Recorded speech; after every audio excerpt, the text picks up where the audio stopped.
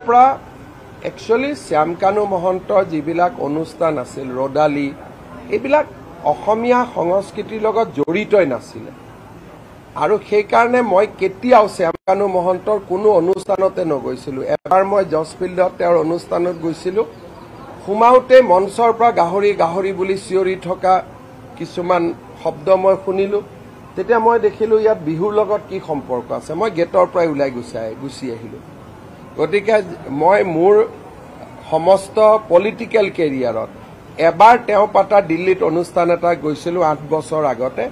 Otherwise Shyamkanu মহন্তৰ মই কোনো অনুষ্ঠানত নগৈছিলো। ব্যক্তিগতভাৱেও তেওঁৰ অনুষ্ঠানবিলাকত মই কেতিয়াও এনকাৰেজ কৰা নাছিলো। সেইকাৰণে আৰু জুবিনক লৈ যিখিনি ঘটনা হ'ল, ৰাজ্য চৰকাৰে সিদ্ধান্ত লৈছে যে শ্যামকানু মহন্তৰ কোনো অনুষ্ঠানত ৰাজ্য চৰকাৰে ফাণ্ডিঙো নকৰে, জড়িতও হৈ নাথাকে আৰু অসমত আমি তেওঁক কোনো অনুষ্ঠান কৰিব নিদিওঁ।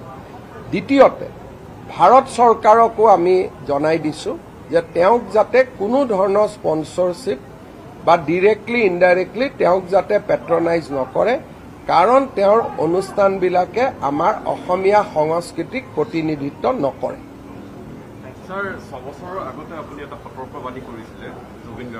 চক এই গোটেই ঘটনাবোৰ 6 বছৰমান আগৰ পৰাই মোৰ চকুত আছিল আৰু আপোনালোকে যদি মোৰ বাইট দেখে, মই সদায় কৈ আহিছিলো যে জুবিন এটা ডাঙৰ সম্পদ, কিন্তু একাংশ লোকে জুবিনক নিজৰ ব্যক্তিগত বিভিন্ন, আমি সহজ সৰল ভাষাত কম যে ফাইদা উঠাবৰ কাৰণে ব্যৱহাৰ কৰা মই দেখিছিলো। জুবিনক মই ব্যক্তিগতভাৱেও কৈছিলো আৰু দুই এটা সামাজিক মিটিঙতো মই কথাবোৰ কৈছিলো। কিন্তু এটা কথা লগতে মই কৈছিলো যে জুবিনৰ আমি সাধাৰণ মানুহৰ লগত তুলনা কৰা উচিত নহয়। সাধাৰণতে আৰ্টিষ্ট মানুহবিলাকৰ ব্যৱহাৰ সাধাৰণ মানুহৰ দৰে নহয়।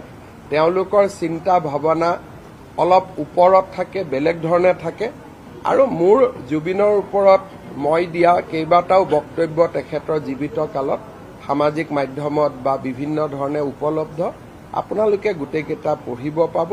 আৰু জুবিনৰ প্ৰতি মোৰ মনৰ যিটো ভাৱ আছিলে সেইটো আপোনালোকে বহুত ক্ষেত্ৰত দেখিছে। কিন্তু যিসকলৰ এটা চাৰ্কুল আছিলে সেই চাৰ্কুলটোক লৈ মোৰ যেনেকৈ আজি ৰাইজে প্ৰশ্ন তুলিছে, মই 6 বছৰ আগতে সেইটো প্ৰশ্ন তুলিছিলো। আৰু এটা কথা আমি কৈ থৈ দিওঁ যে যোৱা সংসদীয় ইলেকশ্যনত শ্যামকানু মহন্তৰ প্ৰত্যেকটো পোষ্ট আপোনালোকে পঢ়িব, থ্ৰ এণ্ড থ্ৰ তেওঁ নৰেন্দ্ৰ মোদী আৰু আমাক বিৰোধিতা কৰিয়ে সামাজিক মাধ্যম চলাই গৈছিল। যোৱা MP ইলেকশ্যনৰ সময়ত তেওঁৰ যদি শ্যামকানু মহন্তৰ গোটেই পোষ্টবিলাক দেখে, তেওঁ গোটেই পোষ্টত নৰেন্দ্ৰ মোদী আৰু আমাক সমালোচনা কৰা আৰু ইলেকশ্যনত বিজেপি হাৰিব বুলি প্ৰেডিকশ্যন কৰা তেওঁৱে মেইন মানুহ আছিলে। আৰু তেওঁৰ লগত মই ব্যক্তিগতভাৱে কথাও নাপাতিছিলো। মোৰ মোবাইলত অজস্ৰ মেছেজ আছে, মই তেওঁক এটা ৰিপ্লাইও নিদিছিলো। গতিকে তেওঁৰ ওপৰতো মোৰ যিটো দৃষ্টিভংগী তেওঁ নিজেও জানে। মই বহুত দিন তেওঁক কৈছো যে তোমাৰ যিটো তুমি কৰা এইটো উচিত নহয় আৰু অসমখনক লৈ যিটো সংস্কৃতিৰ নামত যিটো অপসংস্কৃতি, সেইটো মই কেতিয়াও ছাপোৰ্ট কৰা নাছিলো আৰু সেইকাৰণে শ্যামকানু মহন্তৰ লগত মোৰ বহুত বেছি সম্পৰ্ক নাছিল। কিন্তু অসমখন কিমান ডাঙৰ, ইজনে সিজনৰ লগততো ক'বাত নহয় ক'বাত গা খুন্দিয়াবলগীয়া হয়েই।